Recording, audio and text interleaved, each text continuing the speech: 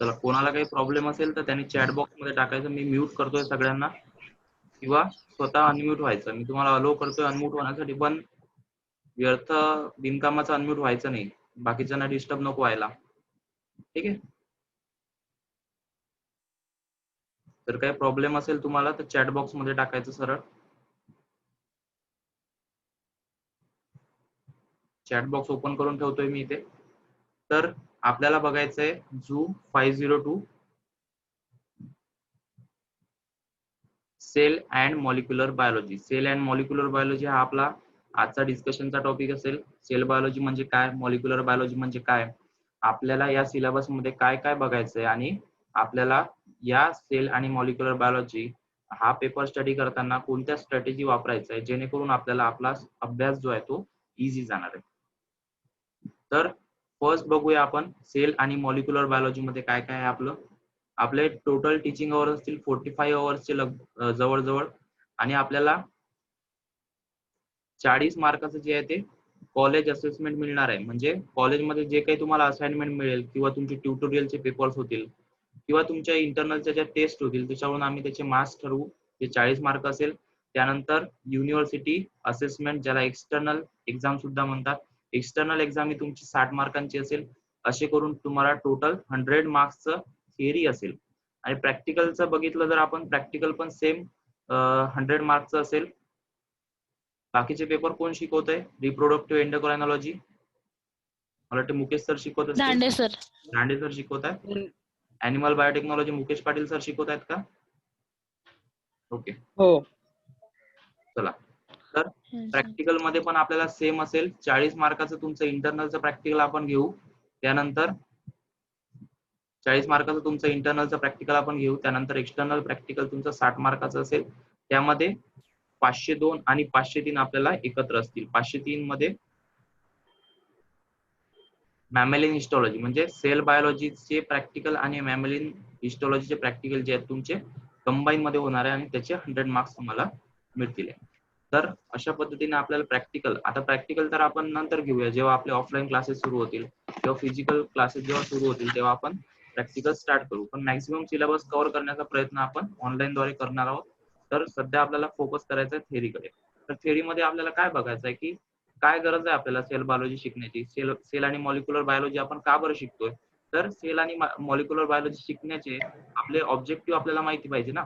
आपण काय शिकतोय हे आपल्याला आधी माहिती पाहिजे. आपण का बरं शिकतोय हे आपल्याला कळायला पाहिजे. तर त्यासाठी सिलेबसमध्ये तुम्हाला काही कोर्स ऑब्जेक्टिव्ह दिलेले आहे, की आपल्याला काय म्हटलं इथे, सेल आणि मॉलिक्युलर बायोलॉजी मध्ये आपल्याला basic structure of cell, basic structure पासून तर सेलच्या सगळे कॉम्प्लेक्स स्ट्रक्चर पर्यंत आपल्याला जायचंय. म्हणजे डीएनए पर्यंत आपल्याला जायचंय. डीएनए, आरएनए, सेलचं सगळं मेकॅनिझम कशा पद्धतीने चालते हे सगळं आपल्याला इथे शिकायचंय. Basic structure of cell, tissue and their working system, cell कशा पद्धतीने काम करतं तर हे तुम्हाला शिकायचं. तर आता सगळ्यात आधी मला सांगा, what is mean by cell. Cell कशाला म्हणतात? What we called as cell. Cell कशाला म्हणतात? Can anyone define what is cell? Adnan, Adnan कहाँ पे है? है ना सर. लौकिक भी है ना अपने क्लास में, वो नहीं ज्वाइन होता है क्या? नहीं सर, वो नहीं होता. ओके, बताओ बोला सेल के बारे में क्या पता है आपको?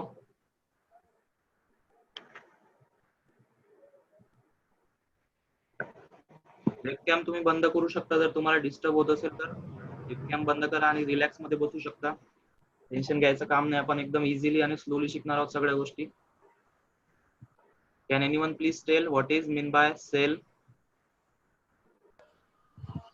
अदनान, क्या हुआ बेटा? Cell.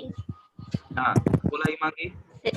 Cell is a structure and function unit of life.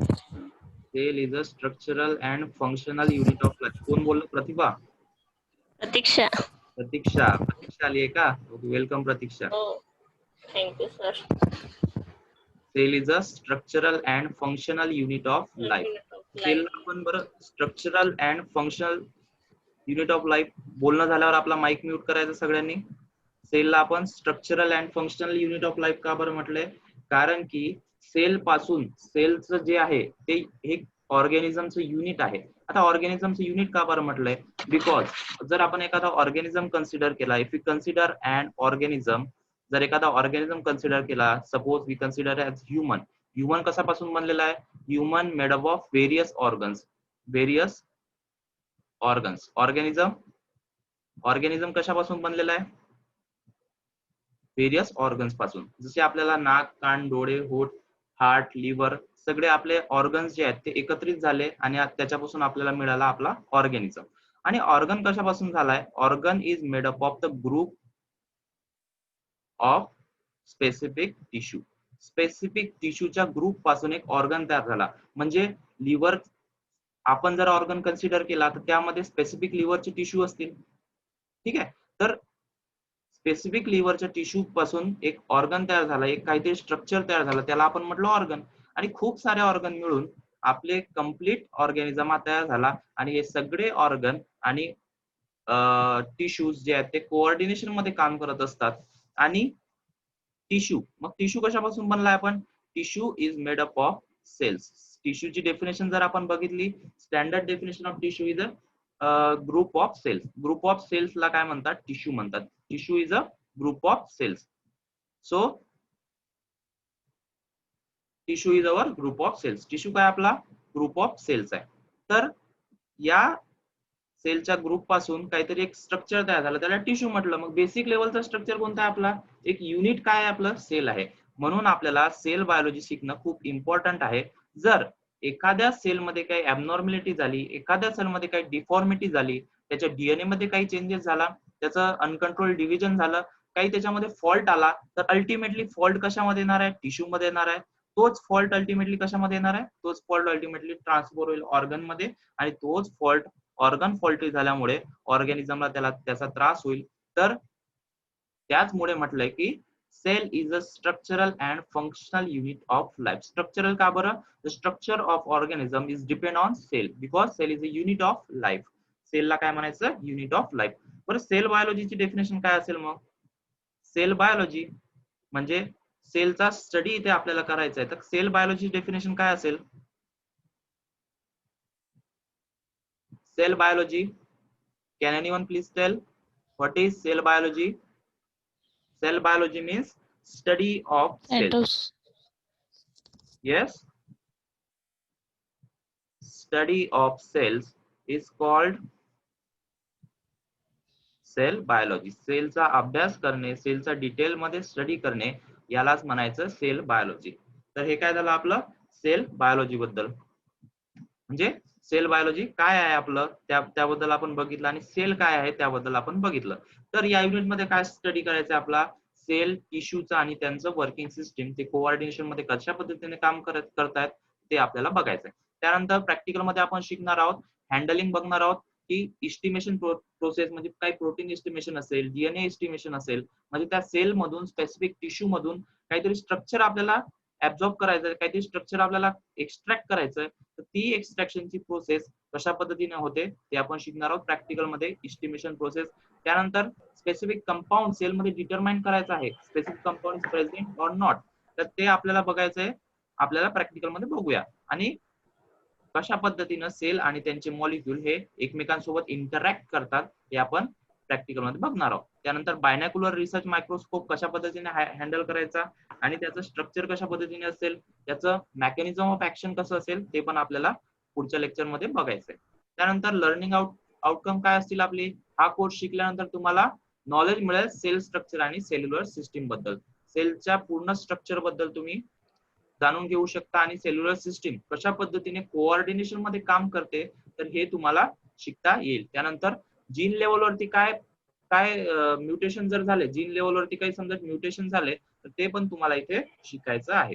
तर आता बघूया आपण आपल्या सिलेबस बद्दल.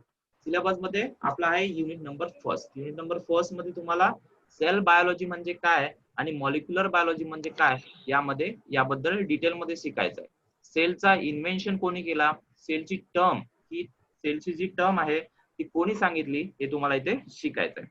सेल बायोलॉजी म्हटलं आपण लिहून घेऊ शकता definition. What is mean by cell biology? Cell biology is a study of cells. Study of cells. Study of cells is called as cell biology. Gayatri Patil, तुमच्याकडे बुक, रजिस्टर आणि पेन नाही आहे का? पेपर पेन सोबत ठेवायचं सगळ्यांनी. Himangi, Yes, sir. हा, cell biology is a study of cells Study of called as cell. Cell. तर सेलची डेफिनेशन लिहून घ्या. Cell is a structural, functional and biological unit of life. लिहिणं महत्वाचं आहे तुम्हाला. सगळे कॉन्सेप्ट क्लिअर असले पाहिजे, तेव्हाच आपण सेल आणि मॉलिक्युलर बायोलॉजी जे आहे ते चांगल्या पद्धतीने शिकू शकू. त्यानंतर मॉलिक्युलर बायोलॉजी म्हणजे काय, कोणी सांगू शकेल? What is mean by molecular biology? Molecular biology and cell biology are two related terms. What is molecular biology? तर सेल मध्ये जे काही स्ट्रक्चर असेल, जे काही कंपोजिशन असेल, त्यांचं इंटरॅक्शन आपल्याला स्टडी करायचं आहे, त्यांचं स्ट्रक्चर आपल्याला चेंज करायचं आहे on the molecular level. Molecular लेवलवरती त्याचं स्ट्रक्चर कसं आहे, म्हणजे डीएनए मध्ये डिऑक्सिरायबोन्यूक्लियोटाइड याचं स्ट्रक्चर कसं असेल, प्रोटीनचं स्ट्रक्चर कसं असणार आहे, तर हे सगळं आपल्याला इथे शिकायचं आहे. शिकाल तुम्ही. Molecular biology is a field of biology in which study of composition, structure and interaction of cellular molecule. Cellular molecule म्हणजे सेलच्या आतमध्ये असणारे मॉलिक्यूल, डीएनए झाले, आरएनए झाले, प्रोटीन झाले, स्पेसिफिक लिपिड मॉलिक्यूल झाले, या सगळ्यांचं स्टडी करणं, या सगळ्यांचा अभ्यास करणं इन डिटेल, याला म्हणायचं molecular biology. So molecular biology. Himangi, Gayatri, please mute your mic. yes sir. Mic mute करा तुमचा, नॉइज येतोय तुमच्याकडून. नाहीतर इथून मला करावं लागेल, मग तुम्हाला बोलता येणार नाही. Molecular biology is a field of biology in which study of composition, structure and interaction of cellular molecules. But which cellular molecules? Cellular molecules mainly nucleic acid,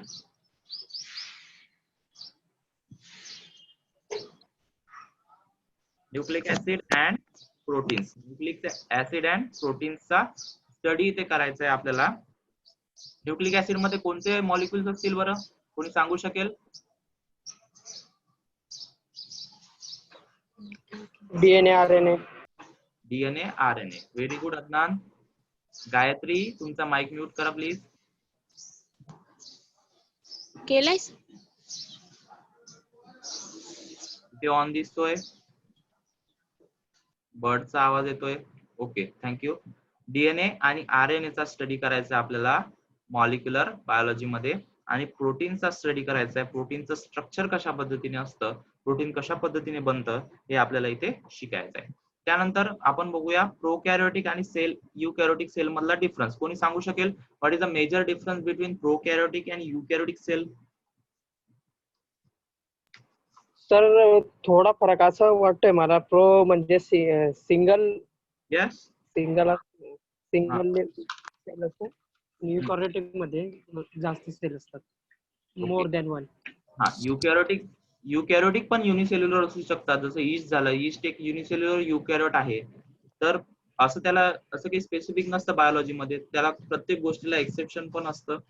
प्रोकॅरियोटिक आणि युकॅरियोटिक मधला मेन डिफरन्स आहे की प्रोकॅरियोटिकचा डीएनए जो आहे तो डिरेक्टली सायटोप्लाझम मध्ये असतो, त्याला न्यूक्लियस प्रेझेंट नसतं, आणि युकॅरियोटिक जो आहे तो न्यूक्लिएटेड असतो. त्यानंतर आणखी कोणी सांगू शकेल? प्रोकॅरियोटिकचं स्ट्रक्चर सिंपल असतं, युकॅरियोटिकचं स्ट्रक्चर कॉम्प्लेक्स स्ट्रक्चर असतं. यस कीर्ती, कीर्ती सांगते, सांगू शकता तुम्ही अनम्यूट करून?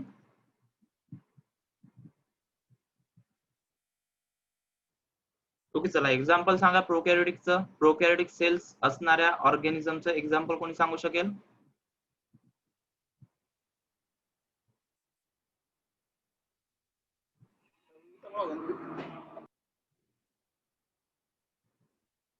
अदनान, अब आपने अमीबा सर. हाँ बताओ. अमीबा. अमीबा और sir fungi. Fungi. Fungi. Fungi तर युकॅरियोटिक मध्ये येतात. Fungus are eukaryotes. सिंपल सा bacteria. bacteria are prokaryote. Bacteria are prokaryote. And what is the example of eukaryote? Eukaryote's example काय असेल? प्रतीक्षा.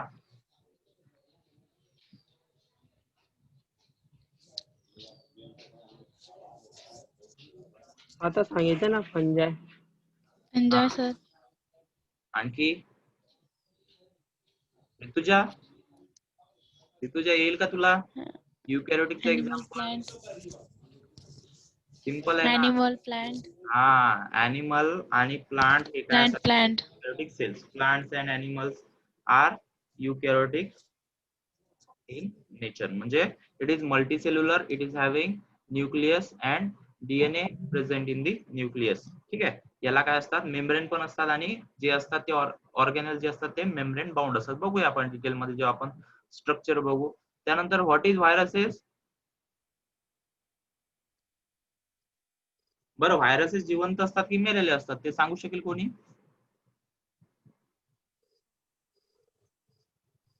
सर लिव्हिंगच असणार ते. लिव्हिंग असतात. Okay, it may be living, but व्हायरसेसला जनरली जे आहे ते एक इन्फेक्शियस एजंट म्हणून कन्सिडर करतात. Viruses is a sub microscopic infectious agent living inside the host. Host मध्ये प्रेझेंट असणारे सब मायक्रोस्कोपिक म्हणजे जे डोळ्याने दिसू शकत नाही, त्यांचं स्ट्रक्चर खूप मायन्यूट असतं, मायक्रोस्कोपिक असतं आणि जगण्यासाठी त्यांना होस्टची गरज असते. होस्टची गरज म्हणजे एखाद्या त्यांना कॅरियरची गरज असते आणि ते तिथे मल्टिप्लिकेशन करत असतात. Simply viruses are the small collection of genetic code. Small collection of genetic code म्हणजे त्यांच्याकडे काय असते? त्यांच्याकडे त्यांचं स्पेसिफिक जेनेटिक कोड असते आणि होस्टचा यूज करून ते स्वतः रेप्लिकेट होत असतात. त्यानंतर मायकोप्लाझम. मायकोप्लाझम कोणी सांगेल? मायकोमस फंजाय. फंजायचं बघूया आपण काय काय स्ट्रक्चर असते. त्यानंतर structure of plasma membrane. What is plasma membrane? तुम्हाला मला चेक करायचे की तुम्हाला किती नॉलेज आहे आणि मला किती डीप मध्ये शिकवावं लागेल. Sir outer wall of cell. हा, outer wall of cell. Very good. आणखी कोणी सांगेल प्लाझ्मा मेम्ब्रेन? गायत्री, हेमांगी, तुम्ही काय बोलतच नाहीये.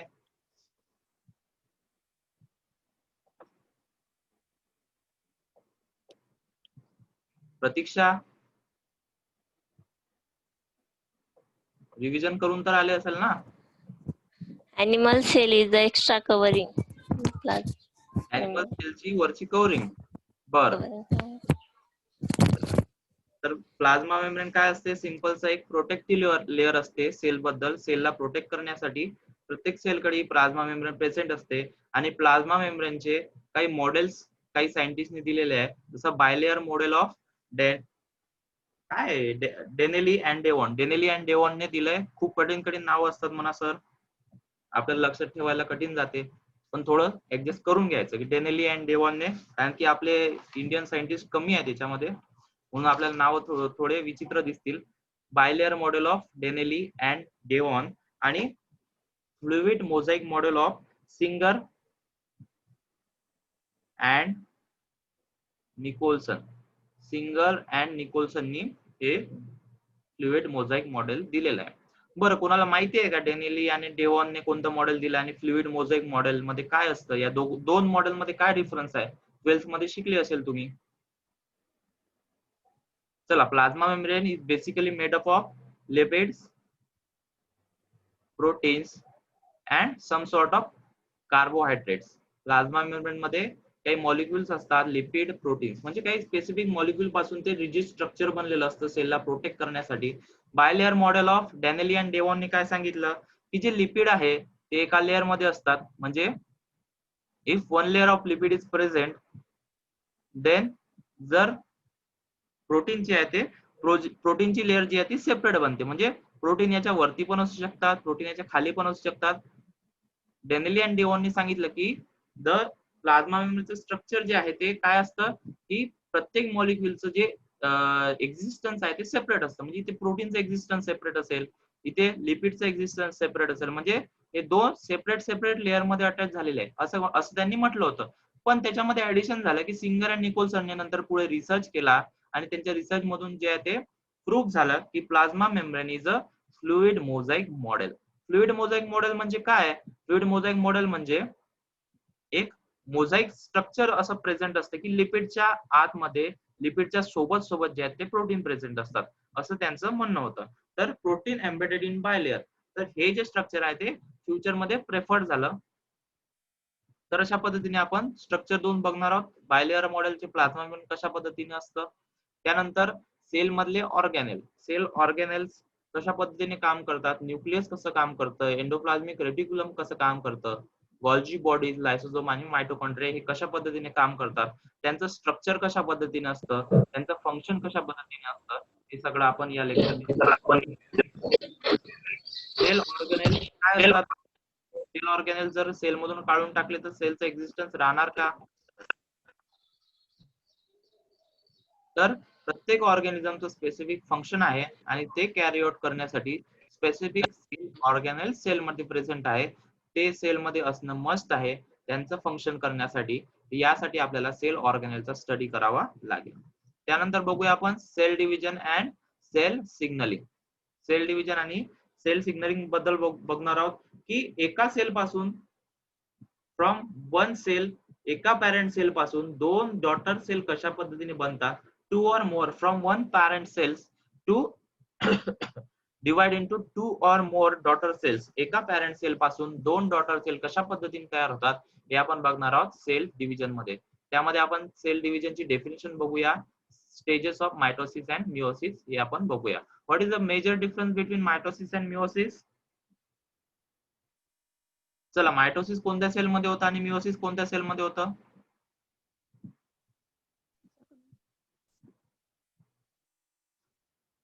प्रतीक्षा. मायटोसिस सोमॅटिक सेल मध्ये होतं आणि मिओसिस जर्म सेल मध्ये होतं. Okay okay, very good very good. कोण बोललंय? Priyanka Baviskar. Okay Priyanka, very good. Mitosis somatic cell मध्ये होतं आणि मिओसिस जर्म सेल मध्ये होतं. Mitosis is a equatorial division and meiosis is a reductional division. म्हणजे क्रोमोझोम नंबर जे आहे ते मायटोसिस मध्ये सेम असतात. जेव्हा फायनल डिव्हिजन होतं, फायनल आणि मिओसिस मध्ये क्रोमोझोम नंबर जे आहेत ते हाफ होतात, जेणेकरून 2 जर्म सेल फ्यूज होऊन एक नॉर्मल सोमॅटिक सेल तयार झाला पाहिजे, एक नॉर्मल झायगोट तयार झाला पाहिजे, ज्याच्यामध्ये दोन्ही पॅरेंट्स आणि मदरचे जे आहेत ते क्रोमोझोम प्रेझेंट असायला पाहिजे. डोंट बॉदर, आपण बघूया डिटेल मध्ये कशा पद्धतीने होतं. बस तुम्हाला आता एक आयडिया देतोय.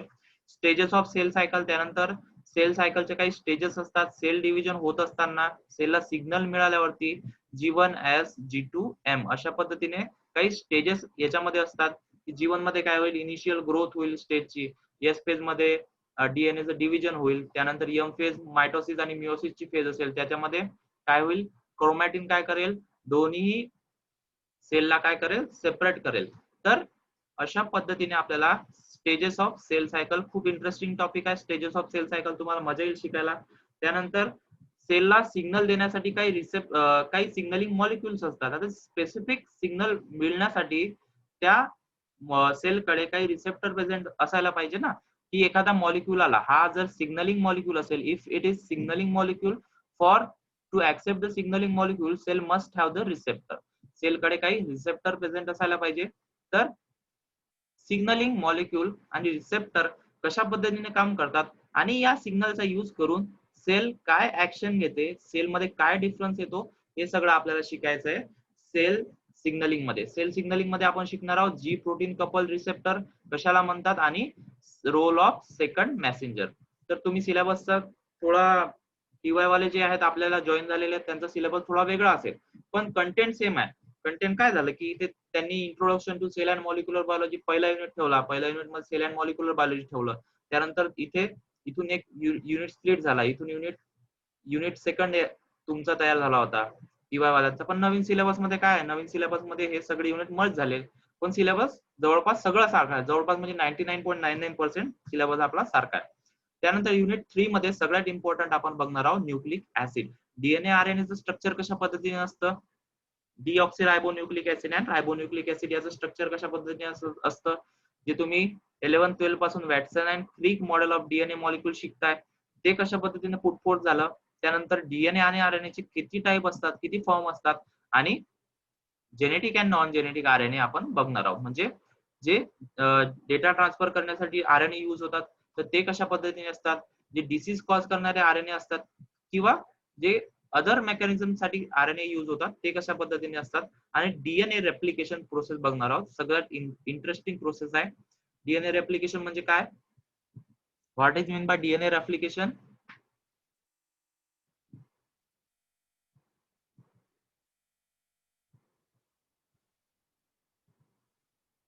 हाऊ टू कॉपी, म्हणजे डीएनए चा एका सिंगल कॉपी पासून मल्टिपल कॉपीज कशा बनवायच्या, त्यामध्ये कोणते एन्झाइम्स प्रेझेंट असतात, तर हे आपल्याला शिकायचं. डीएनए रेप्लिकेशन प्रोकॅरियोटिक मध्ये कशा पद्धतीने होतं, युकॅरियोटिक मध्ये कशा पद्धतीने होतं, हे आपण शिकणार आहोत. त्यानंतर protein biosynthesis, from DNA to protein transcription होत असते आपली.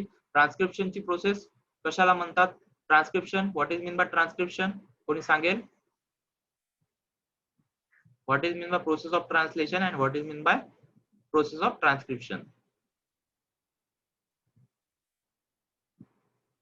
डीएनए पासून आरएनए बनवायच्या प्रोसेसला ट्रान्सक्रिप्शन म्हणतात आणि आरएनए पासून प्रोटीन बनवण्याच्या प्रोसेसला जे आहे ते ट्रान्सलेशन म्हणतात. म्हणजे ही लँग्वेज आपल्याला ट्रान्सलेट करायची आहे प्रोटीनच्या लँग्वेज मध्ये. इथे काय करायचं आपल्याला?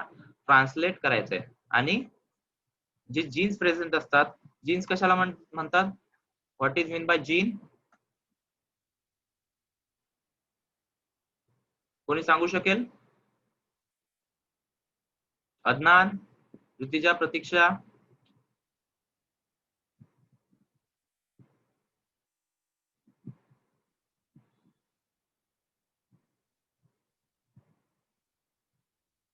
What is mean by gene? Gene is a segment of DNA. DNA चा सेगमेंट असतो, त्याच्यामध्ये आपली प्रोटीनचं कोड प्रेझेंट असतं. प्रोटीन तयार होण्यासाठी इन्फॉर्मेशन ही प्रेझेंट असते. तर त्या जीनचं रेग्युलेशन, ते जीन ऑन कधी होतात, ते जीन ऑफ कधी होतात, त्यांना काय सिग्नल लागतं फंक्शन करण्यासाठी, तर हे सगळं आपण बघणार आहोत in the unit gene regulation. त्यानंतर principle of transcriptional regulation in eukaryotic. Activator कशाला म्हणतात? जीन ऍक्टिव्हेटर कशा पद्धतीने काम करतो? जीनला ऑन करण्यासाठी, जीनचं फंक्शन एनहान्स करण्यासाठी, इन्क्रीज करण्यासाठी कोण काम करतं? जीनला सायलेन्स करण्यासाठी म्हणजे जीनचं फंक्शन स्टॉप करण्यासाठी कोण काम करतं? हे सगळं आपल्याला बघायचं आहे युनिट नंबर 5 मध्ये. स्क्रीनशॉट काढले सगळ्यांनी सिलेबसचे?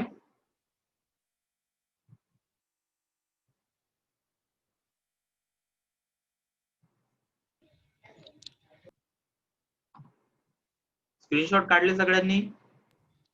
नाही सर. सर परत हो, एकदा सर. डिस्प्ले कर ना. 2 राऊंड गेले, मागचेच काढले. ओके, चलो स्क्रीनशॉट काढून घ्या पटकन. क्लिअर करतो मी स्लाइड.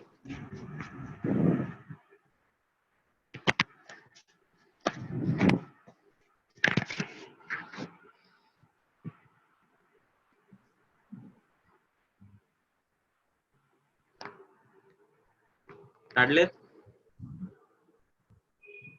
हो सर. हो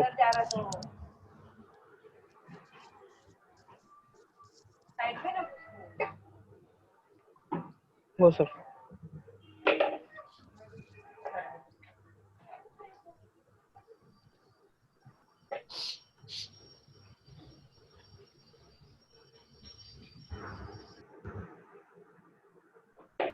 काढले सगळ्यांनी स्क्रीनशॉट? चला, हो. कोणाला काही प्रॉब्लेम?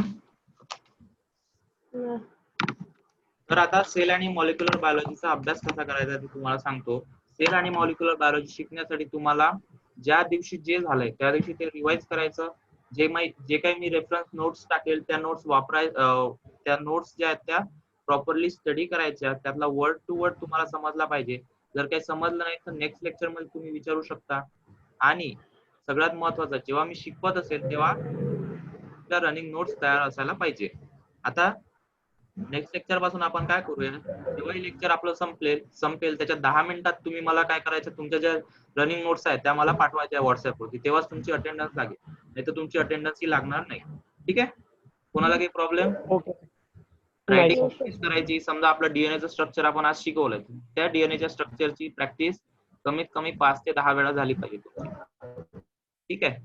प्रत्येक स्ट्रक्चर समजा काय कोणत्या गोष्टीचं आपण स्ट्रक्चर शिकवतोय त्याची प्रॅक्टिस होणं मस्त आहे. तर त्याची प्रॅक्टिस झाली नाही त्या दिवशी काय होईल, तुम्ही 3-4 दिवसामध्ये सगळं विसरून जाणार. पुन्हा तुम्हाला रिवाइज करण्यासाठी त्रास होईल. म्हणजे ज्या दिवशी जे शिकवलं त्या दिवशी त्याचा अभ्यास करणं अपेक्षित आहे तुमच्याकडून. आणि मागचं झालेलं रिवाइज करत राहायचं. कारण की सेल आणि मॉलिक्युलर बायोलॉजी मॅक्झिमम जणांचा बॅक राहतो जर रेग्युलर अभ्यास केला नाही तर.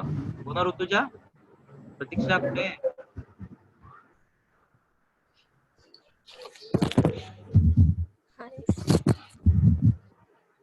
चला, कोणाला काही प्रॉब्लेम?